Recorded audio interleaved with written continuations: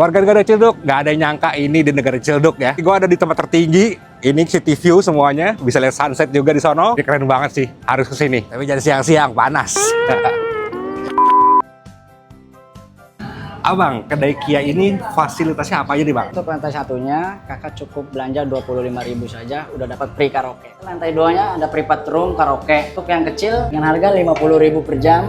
Ada juga yang lebih besar, 75.000 per jam. Selain banyak menawarkan fasilitas hiburan, kedai Kia ini juga konsepnya cafe and resto. Jadi mereka punya berbagai macam varian menu makanan, dari makanan ringan sampai makanan berat. Lantai tiganya, untuk sanggar senam Kia, cukup 20.000 per visit untuk satu orang. Aerobik, Zumba, body language, pilates, line dance tuh. Nah, di lantai 4-nya kita sebut Kia Langit. Di setiap harinya ada live musik dari jam 8 sampai jam 11 malam. Ini bagian paling terbaik dari kedai Kia ya bang? Bener banget itu. Rooftop ya bang? Untuk warga negara Ciledug, kalau mau lihat negara Ciledug dari ketinggian, jangan lupa mampir ke kedai Kia.